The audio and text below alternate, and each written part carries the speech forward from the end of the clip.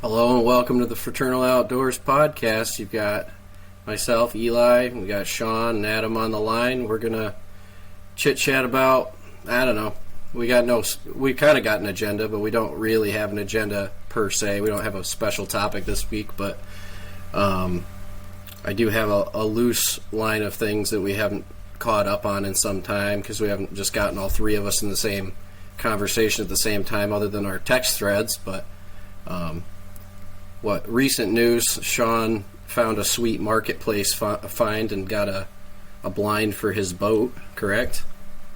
Yeah, so I'll kick off. I'll give a real short synopsis. So, good news, we added another duck boat to the collection. I picked up a flat bottom from my great aunt, and she said, hey, you can have at her and enjoy it. And so I started hunting around looking for a beaver tail boat blind to fit it, and quickly realized I was outclassing myself on buying a brand new one, because they're like brand new, and I was like, man, I can't. So I went on Facebook Marketplace and threw up a filter on their marketplace thing. Anybody in New York State that posts anything with the phrase beaver tail in it, it pings me. And I was sitting here about 2 weeks ago, and Sunday evening, 8-9 o'clock, my phone pings, and it says beaver tail boat blind 1600 series, which is the exact one I wanted. And I'm messaging the guy real quick, hey man, like, absolutely, when can I meet you? Not gonna haggle, nothing, just let's get her done. The guy had it listed for $300. Shut up and take my money. Yeah. Yeah, exactly. He had it listed for $300. They're like a grand new. So went up and met the guy, took the pup along for a ride, and it's a couple year old, but the guy's real short story for his back story. He's a pro staff hunter who has slowly been becoming a professional hunter. Think Steve Ranella on a little bit lower scale. Okay. So his sponsors bought him a brand new duck boat this year. However, Beavertail no longer makes a blind that fits his boat. So the boat to him was completely just gone and away, and the blind was gone and away sitting in his driveway, and he figured make some money, and he made my day. So that's pretty sweet. Perfect. Didn't you say one of his sponsors was Boss Shot Shells? I don't know if I think so. He's either sponsored by Boss or he uses exclusively Boss. Because we started talking about the 3-5 mix. Yeah, I'm looking to switch, dude. I mean we're gonna get into that a little bit today. The last time we were all together for our, the last duck hunt we all did as a group, and that was the day I switched to Boss Shot Shells, and I think I'm gonna stick with them unless we talked about doing some testing, but unless I'm proven that something else works better, I went from no success to multiple successes. Like I with the switching of the shells.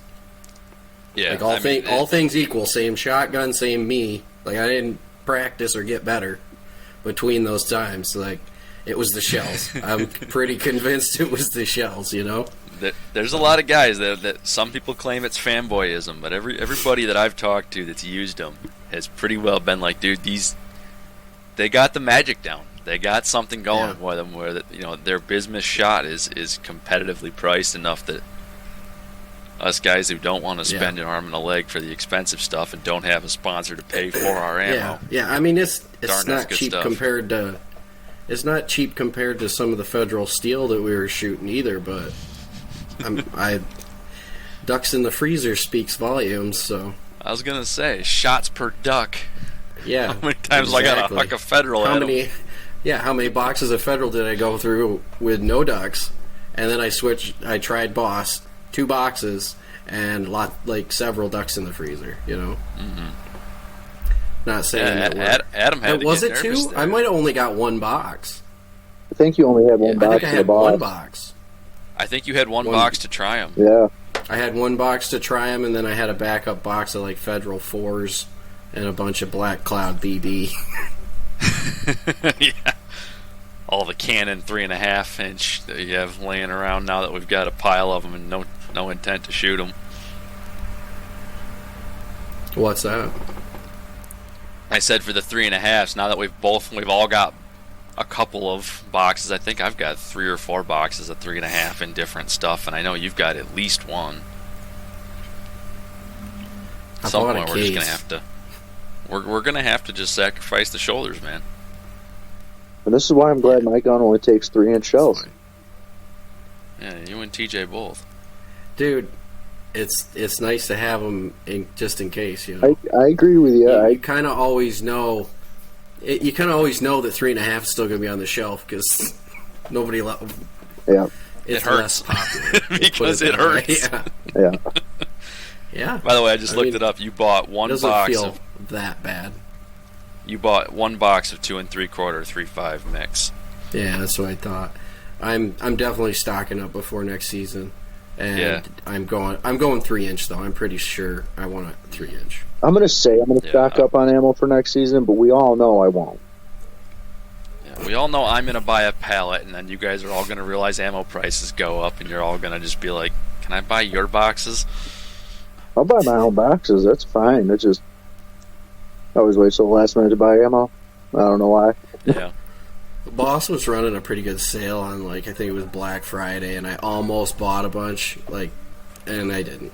I just didn't get around to it. Yeah. It slipped my mind too many times, and by the time I realized their sale was gone, I'm like, shit. Yeah. Oh, well, They're moving right? to a different, like, I don't want to say a brand, because that's in their brand, but they're rebranding some of their line. Yeah, I noticed that the unmuzzled is kind of going away, and they're moving to those War Chief. It's the same stuff, they're branding it differently. Yeah, so I believe, and I might be wrong here, but I read their like end of year, like State of the Union type letter when they sent it out, and it was something to the effect of they're dealing with a bunch of legal troubles over their name. I believe it's like Hugo Boss, like the fashion.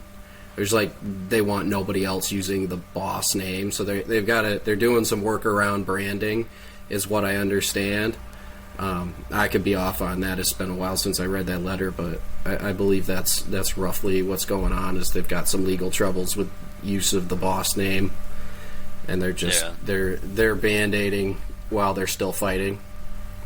I think them and Kent are the two that I'm most interested in. I made a heck of a spreadsheet around Christmas time while I was laid up with my ear. Yeah. I went through and I listed about every make and shot size factor that like several different companies have made, with the intent that maybe someday I'll buy a box of everything of everybody's and really get fancy. But yeah, I think I've shot some Kent. I don't remember. I'm pretty sure I did. I think one of you had a box of Kent, for sure. I think I had like a box of Kent that I blew through at some point. But I think they might have been like number 4s or something. Yeah. Yeah. You definitely had a box. I know. I usually was shooting Remingtons, and then this year I started shooting Winchesters. But I'm definitely interested in the Boss now that I've whittled my stock down to where I can buy some bismuth and enjoy myself with them. Yeah.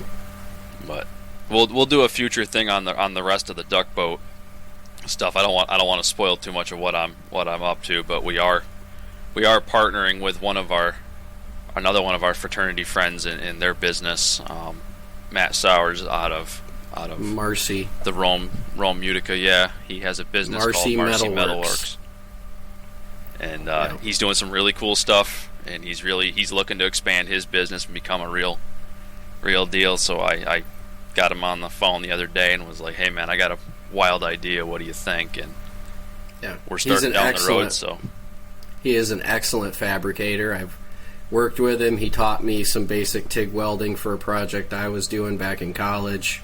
Very good at what he does. Very excited to see him. This is his side business, and he deserves all the love he gets on that. So if anybody listening needs metal fabrication done, he's your guy, especially if you're up in the Syracuse neck of the woods, up in that Rome, Utica, anywhere in there. Yeah.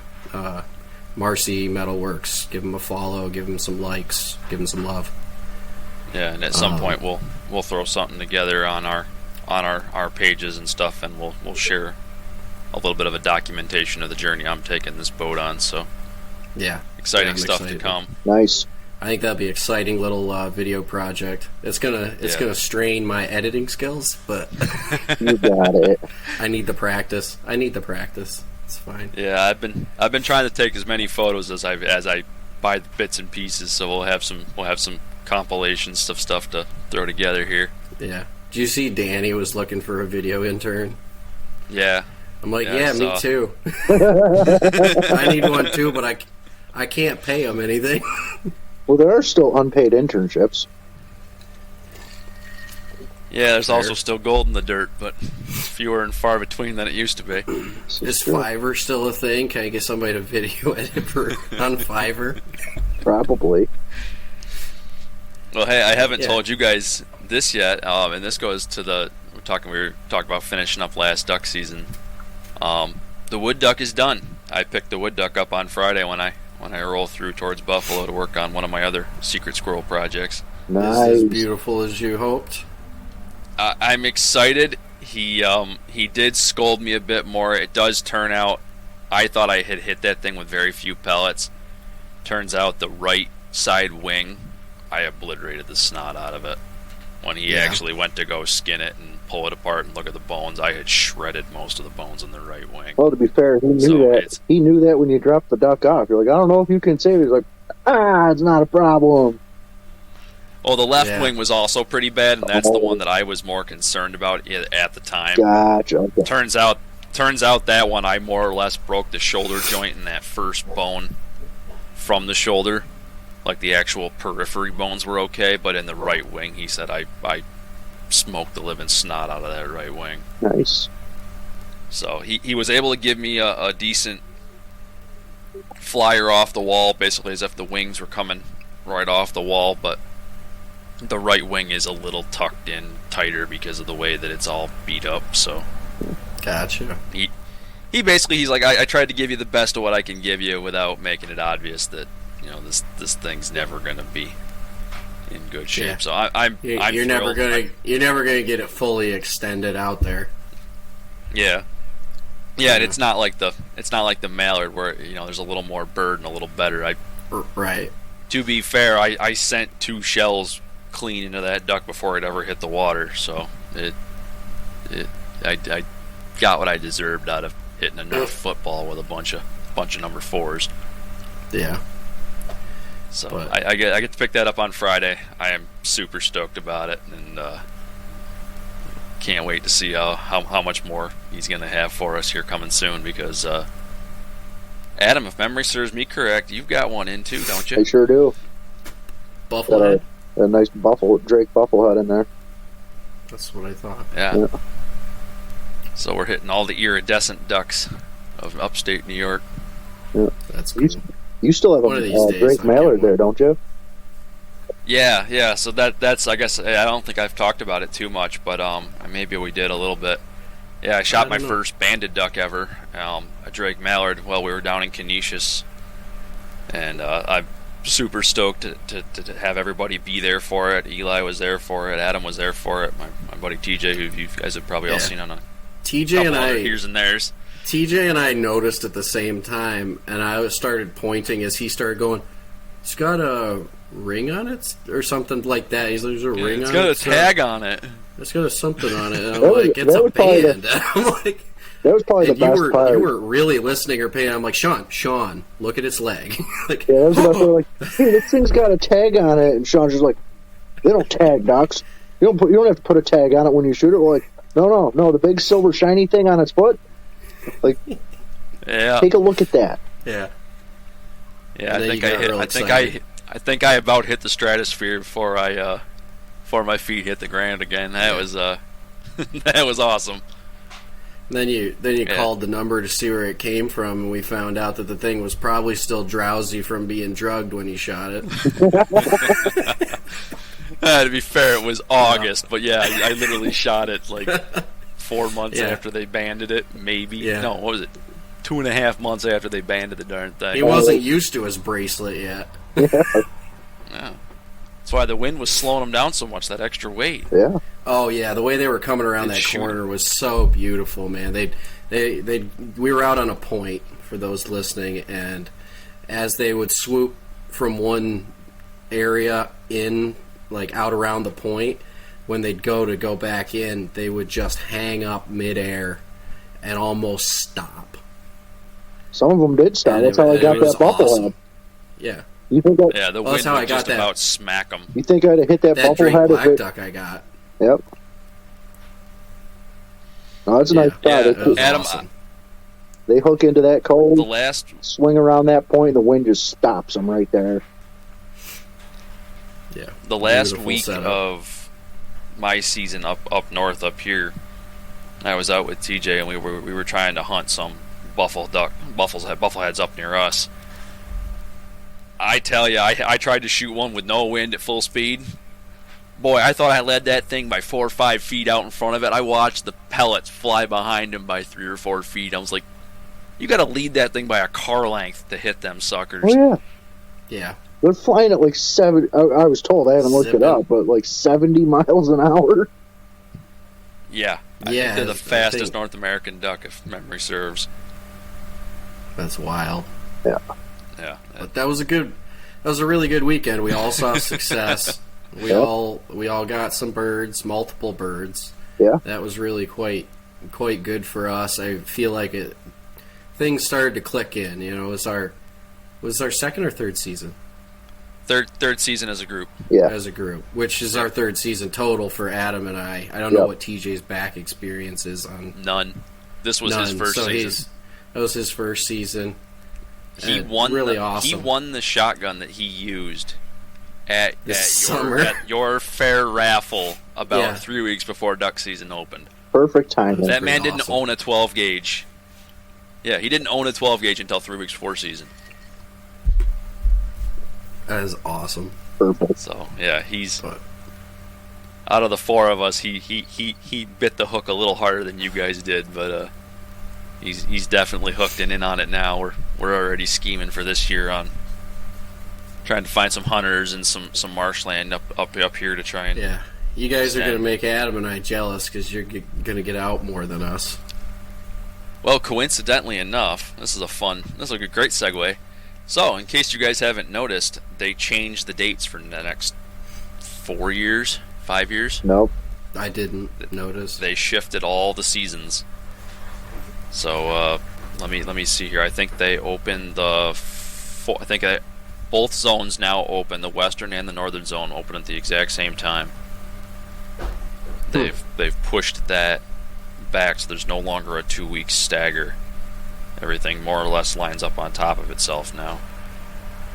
I was trying to pull it up so I can talk about it intelligently. I didn't think I probably should have had that a little earlier. Here we are. Well, in the meantime, I think we touched on it. Were we on the phone or was it a podcast when we were talking about the duck blind? About our homemade one with the fiberglass poles. I don't know. I think we might have alluded to it a couple times. We can probably give a real short, because I think we talked about it when Steph sewed it up and when we were using it. Yeah. So I mean I was really happy with how it turned out, and now found a bag for it. Got a nice bag that it all fits into. Rolls up really nice. It's all it's pretty much a totally homemade blind. And then Sean and I actually decided to make little articulating elbows, so when we have it in 3 wide, we can actually hook it, and I think it's going to make a world of difference as far as it's one flat surface. So if we give it a little 3D, give it a little turn, it gives us a little bit more shape. I have all those parts done and ready to go, sitting in a box here, all ready for you, Woodrow. So we actually did get everything printed. It's all set, ready to go. Super way heavier duty than the previous ones. Like they weigh something. They're beefy, so I'm excited about them.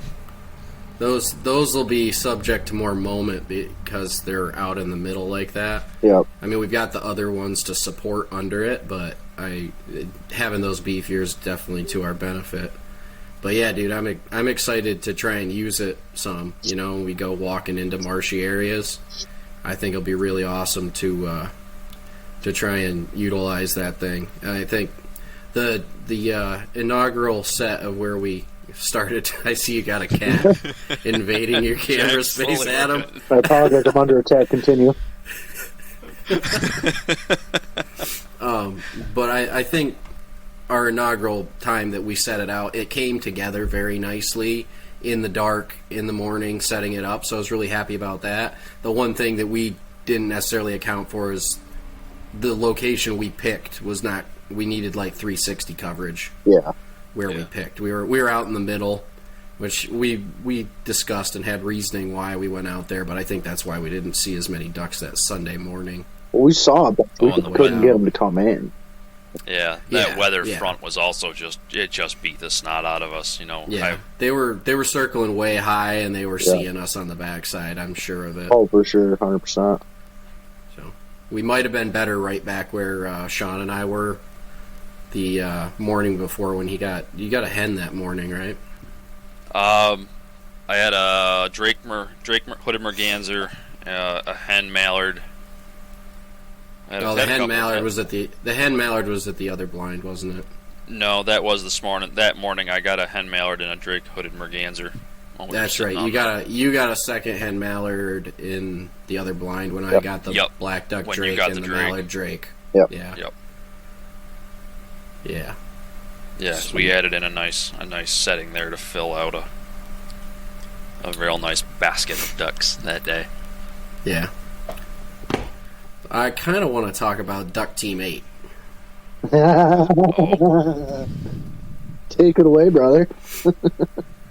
Well, so was that the second morning? Well, it was at least the second morning for Sean and I. Third. That was the third day. It was the second day for everybody. It was the third day for you and I. No, I thought that storm started to roll in. I thought we did it the first day. It just wasn't until a little bit later in the morning. So we tried the rowboat in the beginning, and that didn't work. Yeah, you're right. It was the first day we set the permanent first blind. Yep. Yeah, it was the first morning on the calm. point, and the wind was whipping. The water was kind of gnarly. It was good movement as far as ducks and water. Oh yeah, decoys staying moving and everything, but it was atrocious for recovery. And we're on a point on a lake. And the wind's whipping right up and down the lake. It was the second time we had birds down, right? TJ and I each shot down a hooded merganser. Yeah, I think so. And I didn't have waders on, so TJ kindly went out to grab both birds, and he had to pull up and dispatch the closer one, which would have been my bird. And then in the time it took him to do that, the other one washed out into the lake, and we searched and couldn't recover it. So Adam took the rowboat out. Yep. Yeah, Adam took the rowboat out, tried to look for it. It was not findable at that point, which really sucks. We all were pretty bummed that we didn't recover it. Yeah, there's nothing worse than not recovering something. Yeah, that's hunting, right? That's part of it. But because of that, chapped us. Because of that, we decided to assemble what we dubbed Duck Team 8, which started out as TJ and I. And as soon as a bird was down and we were done shooting, like we didn't wait for like another circle around because the birds were kind of hot. But we were really gun shy now about losing anything. Right. So as soon as shotguns were leaned, we were running out, grabbing the tandem kayak that I had brought along with us, and deploying, and just paddling our asses off out. And front man, which was TJ, would grab the bird and dispatch if needed, and I would get us turned around. And then by then, if he was dispatched, he could help me paddle back. But it was the winds were nasty and the waves were bad. Like we were going 50, 60 yards out to get birds that we shot at 20. Yeah. Birds that hit the water was 25 or 30. Yeah. Yeah, it was rough. It was we probably underestimated on the initial how strong the wind and the current from the waves really was. Oh no, we for sure did. I got out there in that rowboat, there was a slight little thought that went through my mind of, I don't know that I can make it back. Trying to roll into that wind as it was pushing me north. Like, I honestly don't know that I'm making it back. Yeah. That was some hard work. Try going your shotgun, and you're gonna drift hunt. We'll see you at the park on the other end of the lake. Yep, come pick me up. Try going damn near across the lake in the kayak. Yeah, which that was, in hindsight, man, that was dangerous and stupid. We meant well. We meant really well. So in hindsight, that was the dumbest thing we did all day. Yeah, that's the dumbest thing I probably did all season. All seasons combined, for sure. Not just duck season, like all hunting seasons in 2023. That was my dumb moment, and we'll explain it to the listeners because they're going, "What the fuck are you talking about?" Same morning, almost the same duck teammate. TJ took a break, so another group had come through, and we had made our shots, and one we thought was hit landed way out on the water, and it was sitting there for a really long time, and we were fairly convinced that it had gotten wounded, and we felt compelled to we thought we crippled it to go get it. So Sean, being the shooter and me being the kayak owner, I guess, decided we would go out and do our thing, and redeployed Duck Team 8 with a new front man. 8.5. It was like 8.5, or you guys made some joke about it. Yeah, 7.5. Duck Team 9. Yeah, that's what it was. But we headed out there, and the wind was bad. The water was treacherous. Freezing. We did not have we did not have proper PPE on. We'll just leave it at that. Yep. And to top it all off, Sean perpendicular to the waves. Yeah, we're perpendicular to the waves, not for lack of trying to stay, but it's just twisting us constantly because that's the way the lake wants to move the water, and we're trying to go cross lake. And Sean had waders on. I did not. Yep. But Sean had waders on, and we were a sea hair from capsizing at any given wave, especially on the way back. Oh yeah. And it turns out that bird was fine. The bird that we had identified floated its way over to the opposite shore, and when we got within about 30 to 40 yards, that bird and some other ones took off just fine, no problem. Everybody else was watching with my binos from the shore going, aha! And then it was really a struggle getting back. It was kind of a fight for survival. Yep. It was really stupid. We both had to take a break. We were soaked with cold ass water. I mean, it's not the coldest it could be for the time of year it was, but but still, it was cold. We were lucky it was a warm year, or it would have been. Oh yeah, but dangerous. the waves were just splashing over. We were taking on water. Mm-hmm. It was stupid as hell. I got out. I unbungeed my shotgun from the nose of the kayak because I had it in case I needed to dispatch. Lifted it up, tilted it barrel down to walk across the beach, and out came a whole barrel's load of water. And I went, well, that shell's probably no good, and I think I need to go get the oil and clean this guy because I don't think it's gonna fire like that. I had a fish tank down the barrel. Yeah, I can't say that I've ever seen somebody really hurt your feelings. I can't say I've ever seen somebody field strip and clean their shotgun in the blind while hunting. He field stripped his and mine. Yeah, I was gonna say I field stripped a lot of shotguns in the blind. Just only one of them was mine. Yeah, mine was fine this season. Mine got filled with cattail. Yeah, the little like fuzz. Yep. Yeah, cattail fuzz and like the little seeds from some of the goldenrod and crap that was out there from the first morning because we were trucking through some thick stuff. So yeah, we stalked. Don't anybody ever tell you can't stalk ducks. You can sure stalk them. Whether you get a duck out of it or not that's up to you. We absolutely stalked certainly ducks. do them. And they flushed, and I shot a pile of cattails. It's amazing what 7-foot cattails will do to a 6-foot tall man. You're giving me a couple inches I don't have. I'll give you the boots and whatever your stump you were standing on for stable footing. I think I was more sunk in the mud than anything, but okay. But yeah, so we probably should have, if we were thinking at the time, we probably should have just left. We should have made go we should have made the decision for our own safety. But after the initial loss, that we probably should have considered the wind as almost a no start day. Yeah. But in our stubbornness to hunt, we really we trucked and we braved it, and I mean, we assembled Duck Team 8. We thought we were fine. And I wouldn't have shot a banded duck if it hadn't have been for being out there in the most miserable weather conditions. No, the most miserable weather conditions were that Sunday. Yeah. Yeah. By then. That plus cold, plus we were at the end of the lake. Yeah. And we were at the end of hunting. Yep. 3-4 days in a row of freezing cold, windy, nasty. Yeah. Yeah, we were hitting it pretty hard too. We were, for sure. But no, how was everybody else's whitetail season? Boy, I'd love to do it again. What? I'd love another crack at it. As in you want to redo? I want to redo. I want to mulligan that one. No, I'll wait till next year. I don't want to redo any of it. Why? Because you want to hunt it? Yeah, I would like to. For those of you that don't know, I spent pretty much all of whitetail season, or all of the days I took off of work and set aside to specifically hunt whitetail, I spent them all in the hospital with pneumonia. So I didn't even get out. I only got out twice. I think I said one full day and then a morning. That blows. Yeah. The only thing I saw was a yearling. I couldn't bring myself to shoot it. Yeah, I don't have that problem. Yeah.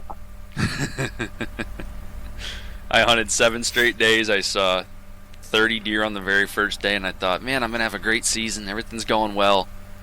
Passed up a couple of small 4s and 6s and one half rack 5. I was like, man, this is going to be a great season. I'm going to have a good time.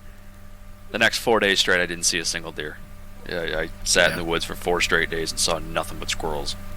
And that was, frankly, for where we were hunting, that was the tone of the season up and until the very last 3 days of season, in which I finally settled on harvesting a doe to fill the freezer, and my wife, she took her first 2 sittings at the end of a season of, frankly, pretty sad population numbers, and she passed up on a chance on a couple of nice little probably yearling, year and a half year old bucks, and you know, she's still feeling pretty bad about passing them, but I'm still very proud that she didn't rush a shot that was poor, and she put in the work, and she sat in the cold, and I look forward to either what's coming in next season or even the season after that, when she finds her footing, and just like we did on our duck hunt, once she finds her stride,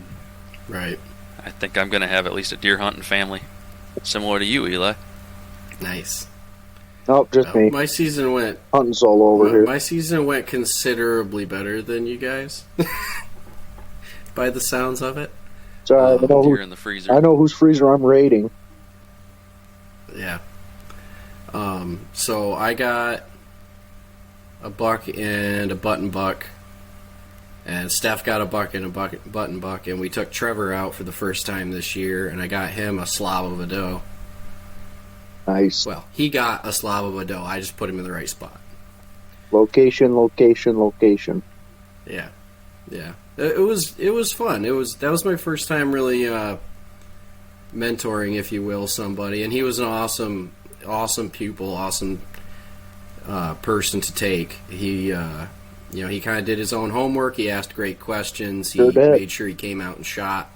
You guys were part of the conversation for some of the gun selection, and he came to the farm and sighted the rifle and checked the rifle and checked the rifle. Anytime anybody else was checking zeros and he was in town, he was checking his gun too and getting some trigger time. He did really good to do that, and I was really happy with his patience in the woods and everything. It was kind of nice having a hunting buddy. Put him in a few spots. Unfortunately, I couldn't get him in front of antlers in a meaningful way. We did have one instance where I was sitting in a spot where I thought we had a pretty good opportunity, and someone shot further up valley and wounded one non-fatally in the neck. And both that deer and another one, I believe it was a 6 and an 8. I don't know if I had good count on tines because they moved through fairly quickly. Mass, a lot of mass on their horns. They were big deer, and because I was helping him hunt, like my gun was just on the ground, like it was on a stump on the bipods. Yep. Like not even anywhere close to me. I just had my binoculars, and they stopped in the right spot that I could have just blistered that wounded one, which I would have, but in the amount of time it took me to, the only way I could get him on it, because we were side by side, like here, and the deer was here, so I had to like switch spots with him, and shoulder to shoulder, and you needed to switch. Yeah. It was switch or like duck and have him aim up from my back, like, and I didn't really want to do that. not that I couldn't in the right situation, but it wasn't really the right situation for that either, because I wouldn't have even provided enough height. He needed to be close enough to that part of the blind to aim over it. So by the time we got shifted around, they were already nervous. The other shooter had already started working towards us. They were getting nervous about him and nervous about us because they heard something. I'm sure the wind probably wasn't great in that spot, but unfortunate that we couldn't get him on it. But he continued to hunt through the whole season with us, with quite a bit less mentorship after he got that big doe. Nice. But yeah, and then I got what? Steph got hers, I think, opening day or the next day. I think it was opening. Not a bad little 8-point, and then I got a no brow 6-point. I think the first Friday, which worked out really awesome because I worked from home from Mom's house, and I literally I decided I was going to walk up where we parked it was the same trailer that we used for the chicken barbecue to hide out. Yep. As a windbreak. Might have lost him. I had that Somebody parked went down somewhere. in the... There he is. Am I back? Yep. Yep, you're back. Okay. My internet connection's being what it is being. Flighty. Yeah, you know how it is. Rural America. Mm-hmm. But, yeah, so I grabbed the 6.5 because I was walking to a blind. Normally, if I'm going for a walk, I don't normally take the 6.5 because it's heavier than hell. It's a BA-10 stealth, and it's 11 pounds undressed, not counting scope and bipods. So Or bullets. and ammo. Or bullets. Those add up. Yeah, it adds up. But I didn't have to walk very far to find a deer because I was just into the woods. Like, well, you guys know where we have that large fire pit that we use for alumni weekend? Yeah. So I just walked through there, through that other tented area that we put back there. Yep. I just walked through there and kept walking towards the fence where I'd cleared that area a little bit with the skid steer because Ben thought he might park back there to camp. He didn't end up doing it, but I was walking down that same skid steer path, and just down there in the bottom near the creek, man, there was a no brow 6-point, big heavy body on him. 2, maybe 3, but heavy deer. As far weight wise, his mass was nothing to write home about, but he's big heavy deer, and I don't pass on deer that I would like today, or I'd like it on the last day, on the day I see them, you know. So don't pass on a deer. Don't pass on the first day what you'd be happy to shoot on the last day. Right. Yeah. So I'm like, I'm just gonna sneak over here to this little tree, so I've got to rest. And I got over to the little tree, and he's just munching on ferns, dude. He's just milling around. So I went over to this little tree, and I got set up against it. And it's just too much brush in the way from there, so I ended up sneaking right back to where I had first seen him. Basically, just shuffle back over, and I take a knee. I just took a knee and took my time. It was a frontal shot. I wasn't waiting for him to turn. It was pretty close range. I'm like, yeah. So I took my shot. He scrunched up, and then he turned and went up a 14-foot bank, and I gave it a minute. Not really very long, because he trotted up that 14-foot bank and was out of sight enough that I knew I could go check for, like, impact, like first blood. Yep. No blood. Not a drop. Not a single drop. One little tuft of white hair. Teeny tiny tuft of white hair. It's like a super highway down there of deer tracks. I can't tell which ones are his. They're all fairly fresh. Yep. And I was just like, shit. So I start like picking apart the bank, trying to figure out which track is freshest, which one's him, trying not to traipse on anything. I spent a considerable amount of time looking, just trying to find where he went up the bank. And then I'm like, well, I see nothing. No, I couldn't find blood anywhere. Yeah. So I went up the bank and I cut across the edge of the bank, and then I went up a little higher and cut across, and then circled, started doing little circles. I just could not pick up anything, any sign of where this guy went. So I was getting pretty discouraged and starting to, you know how it is, right? You guys have probably been there. You made the shot. You had no issues at the time, but the longer you sit and with your thoughts, you're like, did I fuck it up? Is my mind playing tricks on me? I just started like dogging on myself. I'm like, this is crap. How did I miss such a chip shot? Like, this can't be.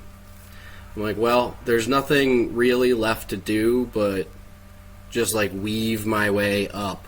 And I thought my buddy Nick was going to be at that blind, so he didn't end up going out that day. But I thought he may very well be in that blind, so I had intended I'd push something to him. And I was pretty certain Steph was in the blind up above that one, so I'm like, there's no harm in me like pushing this because it'll drive deer to them. So I'm like, well, I'm just going to start weaving, and I'm going to keep a really close eye and see what I can see. But I was kind of almost consigned to, this no-go. Like I somehow made a terrible shot. And I say terrible because to miss that badly was, like I said, it was not that far of a shot. I had my 6.5 Creedmoor, which is over-scoped. I'm like... Yeah. More rifle than you need for 100 yards. Yeah, I was just beating myself up, and this is right on the property line with my neighbor, which I have permission, so it wasn't an issue. But I'm coming over onto his, and I'm just weaving on my way up the hill. I didn't get very far. There's a clearing on his side, and I saw kind of across the clearing, there's like a white patch in the edge of some briars. I went, it wasn't briars, it was honeysuckle, but either way. I saw like a white patch, and I'm already down on myself, so I'm like, yeah, it's just garbage. I'm garbage. This is garbage. Garbage. This whole thing is garbage. But I'm like, you know what? I'll question myself if I don't look at that. I have to at least do my due diligence, and I'll go pick up the garbage. We'll go better together. We're all garbage. So I take a few steps over there. I'm like, maybe that's not garbage. It's possible that. And I pulled up my binoculars. I went, holy shit! It's not garbage. And I got really excited, and I ran over there, and sure enough, it was the buck. And let me tell you, there was not a drop of blood, even where he laid. Wow. All internal, huh? All internal. He dumped it all into his body cavity. It was wild. Those are rough. So I spent about 15 minutes hunting, about 40 tracking, and about another 40 getting things stuck and unstuck, trying to get him out of there because he never dies in an opportune location. They never do. Yeah, well, it was an opportune location. It was just an inopportune thought process on my part, unfortunately. So just down the road from Mom's, you could peel off to the right into the neighbor's farm field there. Yep. And then you can cut across the creek, and then all of his clearings are connected with, mowed or semi-mowed, just kind of prairie grass land area. Yeah. But it's kind of marshy in some spots. And one spot I saw was clearly muddy, but I didn't think the side-by-side would sink in it. Yep. Immediately sunk in it, right to the frame. Not close enough for the winch to reach any tree. So then I had to go get the tractor. And then the tractor almost got stuck. So I popped that out, drove the tractor back. I think I had Trevor take me down on the four-wheeler or something, and then I went and got the side-by-side. It was the whole time. Yep. And then I gutted my deer by the moonlight. Actually, I used that Devos light stand that I used when we were plucking ducks in your backyard. Yep. That thing is awesome. I put that Nice. I put that thing up and hung him off the side by side. It was awesome. Nice. But yeah, I so know that I was covered it on the last episode. I'm gonna for you, Adam, as I don't think you've probably heard the whole thing yet. I've come up with an idea of putting a light pod on top of a extendable painter's pole and 3D printing a adapter so that I can screw a 4-inch light pod on the top of an extendable painter's pole, and then have like a bungee cord, for lack of a better term, like the ones you see like on the actual scene lights on fire trucks. Yeah. So that I can extend that light up and then have it plug in like a 12-volt cigarette lighter with a switch on it. There you go. And I've squirreled this idea, and I found a company that makes red colored pod lights, like predator hunting red. Nice. So instead of it being white light, it's red light. And so I've now convinced myself I'm going to build one of these so that it can go into my truck, into my trailer, or on the duck boat for setup, takedown, Yeah. basically scene lighting. Yeah. To do big boy lighting. I've talked myself into doing it, and I'm super excited that after seeing Eli's Devos stand, that is what drew me to decide, like, I want a scene light pole to light up a whole area. I think that'd be really cool. Nah, I'll stick with my headlamp. As if I use it at all. just need to light your truck up like a Christmas tree. Hey man, I have yet to find a reason why that is not a good idea. The only one stopping you is you. Happy? It's a great birthday surprise when your car can sparkle. Throw your throw a topper on it and just surround it with lights. There you go. Yeah, there's a thought. Don't worry, I promise not I'm to say thinking every time more- you copy Eli. Oh, don't worry, Dude, I will. it'll change because I'm thinking more and more and more every time. Like, we've talked before, even on the podcast, about my ultimate Yep. want to get into a trailer and then make my vehicle a little more commuter friendly. It's still going to have most of the, like, I'm still going to have spare fuel and my farm jack and traction boards and stuff, but not necessarily have that heavy rack carrying things around anymore. And what I really, if I go that direction, I'd probably do a decked system or something similar for my storage. Yep. And then I think I'm really kind of into the idea of those flated truck toppers, just because they're so easy to. It's like 4 straps and you can chuck it back off. And all my gear will be secured in that, or all my main gear will be secured in the deck system. Yeah. And then the flated will cover anything else. That or a smart cap, but that's the one caveat with the flated thing is like, man, I really do love having those lights on the rack, and I would have to part ways with those if I did that. I'd have to get a hard top with a basket rack and then mount my lights on that, and that's the whole thing. So, you know, I just got to figure out where it fits. I would actually, yeah, yeah, and where you're going to store it when you take it off. Mm-hmm. I have half of mine that if I'm getting pretty close to where my tonneau cover is going to need to be replaced, and I keep thinking about doing exactly like yours, doing a bed rack over it, and then getting a couple companies make them like roll back tonneau covers that fit inside those rack rails, and I'm like, yeah, that'd be slick to be able to have the rack on top, have like a it looks like an exoskeleton. Yeah, I've seen a lot of those, but there's a lot of threads on like the Facebook forums for Jeep Gladiators on what combos fit. There's like this topper, this like fold down topper, and this rack fit together. Like there's a lot of conversation about which ones you can mix and match to get the best of both worlds. But I thought for a long time, I just never ended up doing it, about taking that heavy canvas tarp and just mounting button clasps in the right locations so that I could literally just fit a tarp on it. There's an idea. I just never got it. It never became a big enough need to do so. Yeah. But in retrospect, like all things being equal, if I had known what I know now, I probably would have gotten a smart cap.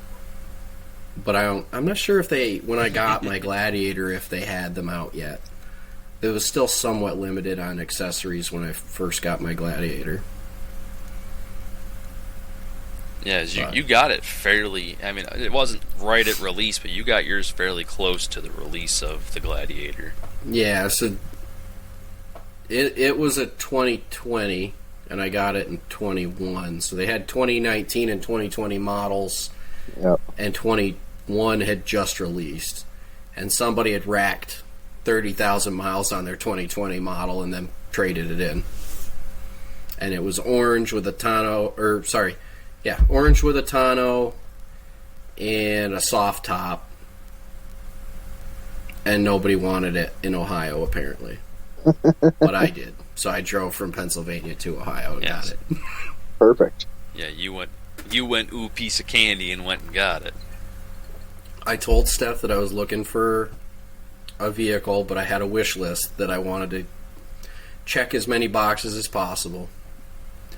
And she is a super shopper, and she said, all right, give me the checklist. I'm like, well, I want the cold weather package, I want LED lights, I want the auxiliary switches, it's got to have the auto start, I want it to be a Rubicon, and I don't want red or white. Like blue, orange, green, and black are okay. Green and tan, isn't it? I don't know if they had a tan in 20. They might have. They probably did. Yet? I think they offered. They might have. I don't remember. But basically, I mostly just didn't want white or red. The other ones were probably acceptable if my other wants were met. Yeah. And I didn't want a soft top. So she came back like within a week of searching. She's like, I found it. I'm like, what do you mean you found it? She's like, I found it. It's got all but 2 things on your wish list. I'm like, seriously? And it's in the price range. I'm like, well, what are the 2? I'm like, what are the 2 things? Like, because some of those are non-negotiables. And she's like, it has a soft top, which is easily fixable, right? Yep. You buy a hard top for it. And it didn't have the auxiliary switch panel, which is fine because I went and got the VoSwitch one on the handle, on the grab handle, that has way more switches because the Mopar aftermarket option is 4 switches. It's like 3 or 4. I've got 7 or 8 or something. And I like it on my handle like that. It's pretty cool. Perfect. off we went to go get it in Steph's vehicle, and then we had to drive both vehicles back because I private sold the 2500 because it was leaking gas, and I didn't figure I could drive it all the way to Ohio and trade it in.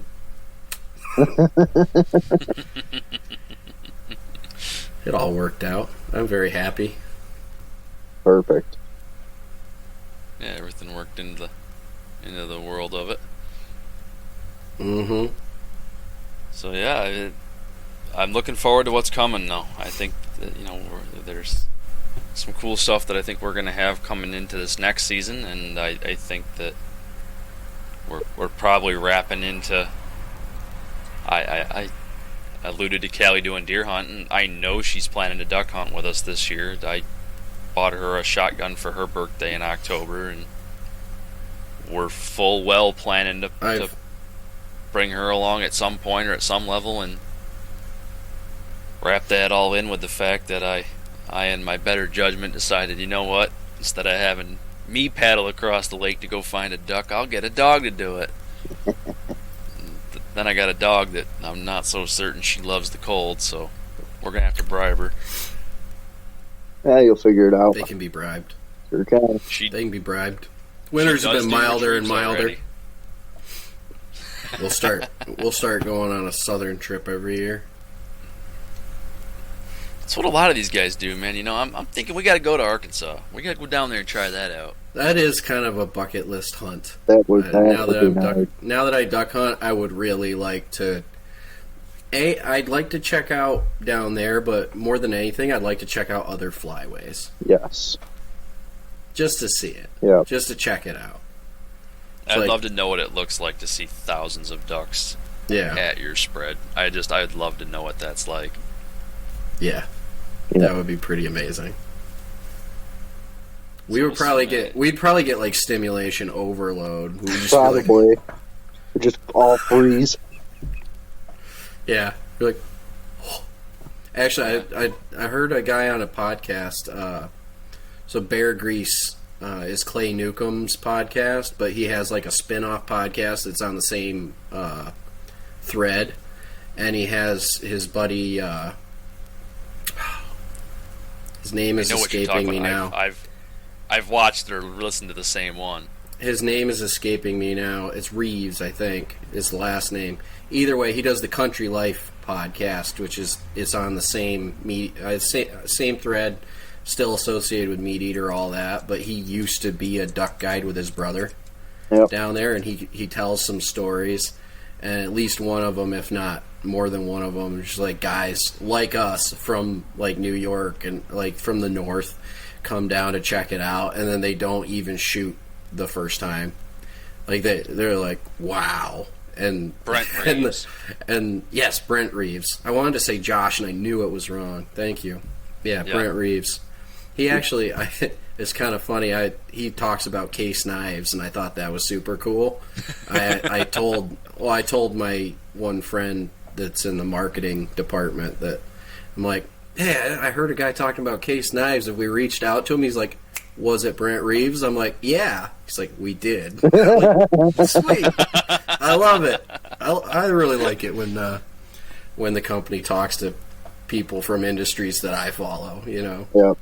It's like really cool when I was able to introduce Bo Martonic to him. Like they started talking. I don't know where it all went. I know they're still talking, but he sent him a bunch of stuff. And I'm like, that's awesome. Like, I love, rising tide will lift all boats, right? Yep. So Yeah. I love seeing people that I like in the industry doing well.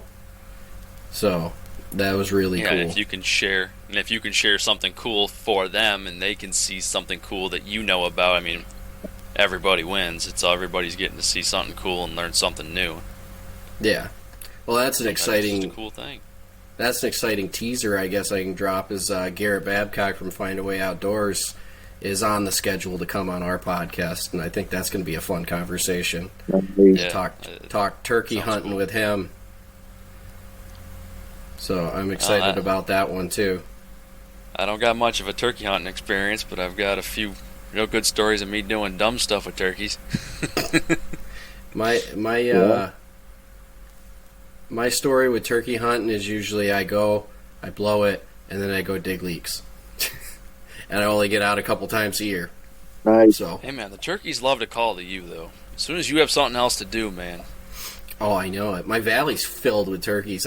I'm almost ashamed of what a bad turkey hunter I am because at any given time there's like 30 turkeys somewhere in one of the fields. It's like there's not a lot of pressure in there. It's I know the group that is in my valley hunting turkeys, and it's not a huge group of guys. That's it. I'm getting my PA license. I'm coming down. I keep telling you to. I'll come smoke some turkey. Hell yeah. That might not be a bad way to do it. Shoot a turkey and throw it right out, the whole thing on the smoker. Smoked turkey is delicious. Mm-hmm. Yes, it is. But what else we got on the calendar coming up that you guys are excited for? Anything fun? I've got a real fun one coming up at the end of March here. Callie and I are gonna drive down to Miami and catch one of them big old boats down to Mexico for a hot little cruise around the lower Caribbean and Mexico, and we'll be gone for 14 days and doing that. And nice. we can't do any scuba diving or any big diving, but I think if I remember correctly, Callie did book us a snorkeling thing, so we can get to enjoy some really nice tropical swimming and see some real cool stuff. You boys like Mexico? I'm gonna find out. I'll let you know. Yeah. See, I'm no good at the shallow breathing for snorkeling. It fucks me up. Yeah. It's similar concept to breathing with a scuba rig on. It's just I'm learning, but I've still got a baby this year, man. Fixing a lot of parts on my body, and it's one of those things where if you rush into it, you just make everything worse. Yep. Yeah. No sense in fucking yourself over when you went to all the trouble to get it fixed. Nah, but man, I'm so excited to get to see it. I think the last time was 2018. We did a trip through some of the northernmost Bahamas islands, and it's so nice. It's so nice to be able to jump in the ocean, and the ocean feels like bathwater. Yeah. It's so buoyant, and That's how Jamaica I'm was. super excited. Jamaica, the water was like bathwater warm every time. Yep. That's pretty awesome. The week that I get back from that is the following weekend, is the 6th of April already, and that is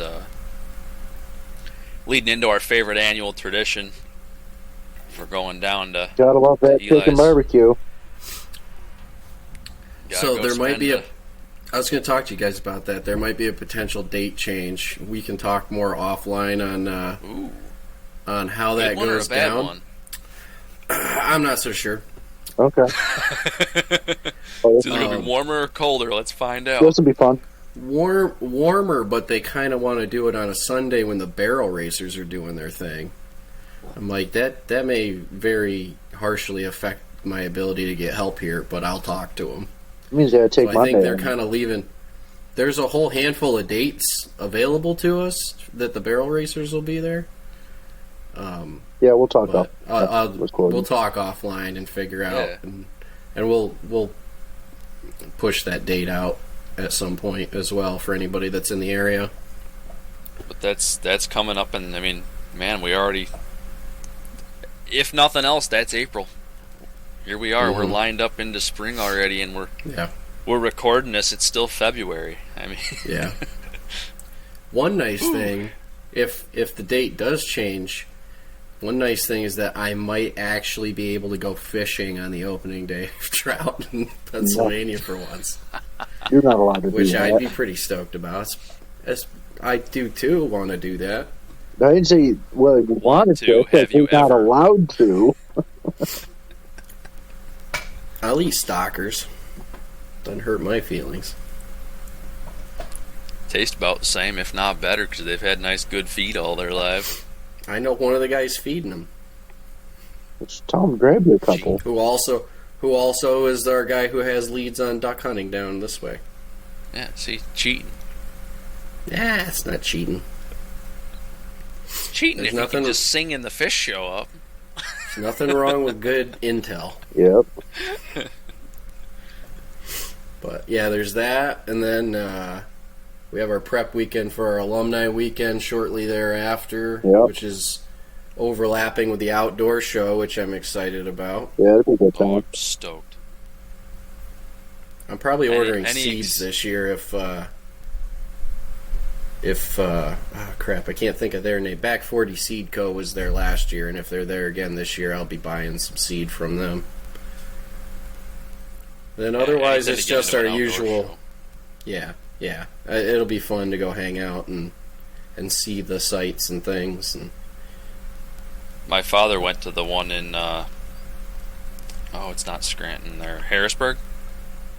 oh, the big Great outdoor American- show. Yeah, the Great American Yeah, it's Outdoor at the- Show. Yeah, it's the Farm Show Center. Yeah, that was he can usually handle it. He actually called me in the middle of the day. He's like, I had to sit down and I just had to take a minute. He goes like, I don't think I can see it all in one day. I said, Dad, how many buildings have you been to? He goes, I've been to 4. And I go, Dad, there's 9 buildings. You ain't getting to them all today. I perused their list of booths and got overwhelmed just looking at the listings. I'm like, Yeah. holy crap! I drove by it last year during it. Like, I went by the Farm Show complex because it was right when Carl was shipping out, and Haley did his going away party down there. I was coming back through, and I'm like, what is with all this stupid traffic? And the more I got into like the group of traffic, the more I realized everything around me was badged with like Whitetail Properties and Whitetails Unlimited and stuff like that. I'm like, how close are we to the Farm Show complex? I'm like, oh, it's right up here. Yeah, that's yeah. I'm like, outdoor show's going on right now, isn't it? Steph looked down her phone. She's like, hey, this one? I'm like, yeah, that one. Yeah. Like, too bad we got to get home and pick up the kids, because if we didn't, I'd be stopping right now. Right. I know it's planning out a year in advance. I would really like to go next year. Yeah, I would like to go to that, and I'd like to go to another older tongue-tied here. I would like to go to another Overland Expo, whether it's the East again or like go to the one in Colorado. I don't know. I definitely want to go to one again. Where I don't know, but if any of you guys are even remotely interested, let me know, because we can plan as a group. I think it'd be fun to do as like a group. Yeah, do it as a big trip of maybe not so much really the overlanding part as much as convoying down the road together to go to overland, and then I think that'd be Oh, a dude, heck of a it's such a cool time down there, man. Even like Steph and I just going ourselves. It was just us and Hunter, our younger of our 2 dogs, and we had a blast. We met a bunch of people, like both in the campsite and like going to the classes and stuff, and just running into people. And it's a small world, man. It's just like running into cool people and having a good time. It was really quite a good time. I'd definitely go again. Yes. And hopefully I come home with a trailer this time. That'd be pretty nice. They had one for sale near me, Woody, and I actually did somewhat seriously look at it, and they just... Dude, those guys at Core RV almost had me. Yeah. If I had a little bit... If we hadn't had to pay for Steph's RAV4, like if I didn't need that down payment money in my account, Yeah. I would have spent that money on one of those trailers. It was... Yeah, we're I gonna was sell our sold. big boat. We're gonna sell our big pleasure craft boat, and I keep getting wild hairs between whether or not I'm buying a decent camper, or am I buying a side by side, or am I gonna use some of that money to build a really crazy duck boat. They keep juggling these all up, and Callie's probably gonna get mad if I don't set some of it aside. But there's a real chance that I'm gonna end up. Thank God I found this camper right now. Well, I don't have any stupid money to waste on stupid stuff, because otherwise there's a good chance I'd have come home with a little. Your willpower would have evaporated. Oh man, my impulse control when it comes to shiny stuff, when it's outdoor stuff and even remotely recreational equipment. We know. The only person I know worse is TJ. Yeah. TJ's the only man I know worse when it comes to vehicles and toys. How many motorcycles is he on now? Including boxes of parts that he started with. So this is either number 4 or number 5 since November. Didn't he start with it in Hawaii, right? Or was it when he got home? No. This isn't even his street bikes. This is dirt bikes. So he convinced a kid online to sell him a box of parts for a reassembly for a 250 two-stroke dirt bike. He then traded the box of parts, partially reassembled, to another guy for a working bike, traded that working bike for a bigger working 4-stroke bike, then traded that for a racing 250, then traded that on my birthday for another racing 250 that was newer. That was 4-stroke, in the right? mix, yeah. And in the mix, he bought a truck from you, Eli, had it for the same length of time in November, and then he literally turned that around and sold that truck, got another truck, did some stuff on that truck, and boy, now he is just... Callie has said, thank God that Cindy's a saint, or else if I pulled that stuff, I'd be on the side of the road. Right. She wouldn't let me come home. I don't think Steph would care if it was like say my boat. Like if I just start flipping that boat and I didn't put extra money into it, like what he's doing with the dirt bikes, she wouldn't care. Yeah. But yeah, what he's doing is like wild, dude. Yeah. Like if I just started flipping trucks, she'd probably be irritated. Yeah, I couldn't believe how much he's got a knack for doing it when he's finding these neat deals. It's just, all my cousins are that way, man. The Colby cousins, like Chase and Travis, they got horseshoes up their ass for deals, man. Yeah. They luck into the best deals. I don't know where they gotta just spend their lives on Facebook Marketplace. That's how I mean, to be fair, that's how I found that blind, man. Is if you troll the internet long enough on all the different sale forums, eventually you find some really nice diamonds in the rough. That is true. You got to seed through a lot of scams and a lot of stuff before that happens. But when it does, Cloud 9 hits real quick too. When you're saving a lot of money buying something you already wanted because some dude's just like, don't need it, don't want it, yeah. Take it. Yeah. All right, boys. Well, I got any other fun trips you got to run? Yeah. All right, we'll wrap it up. Probably rolling up against. Yeah, the only other thing I had was at some point this summer I have to take the girls on a beach trip because Mom went to Ocean City last year and brought home seashells and showed Harper pictures of the horses, like the wild horses.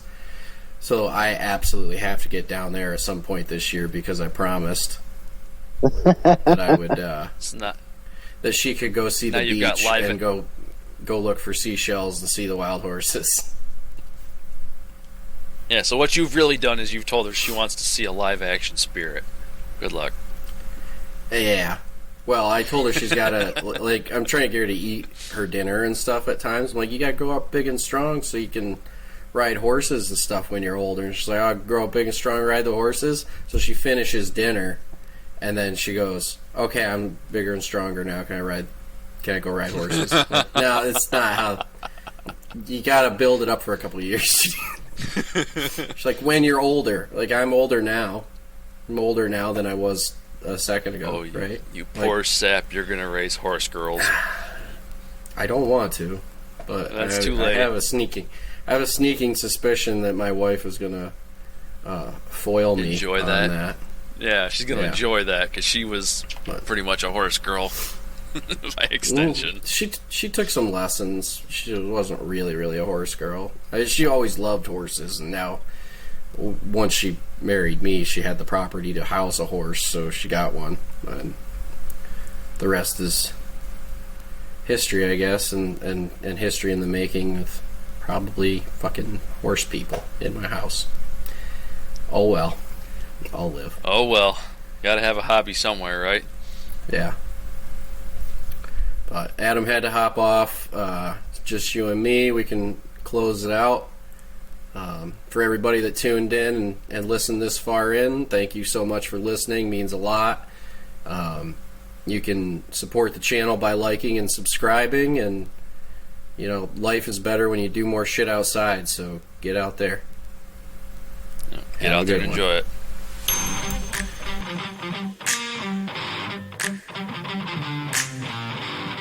Thanks for joining us.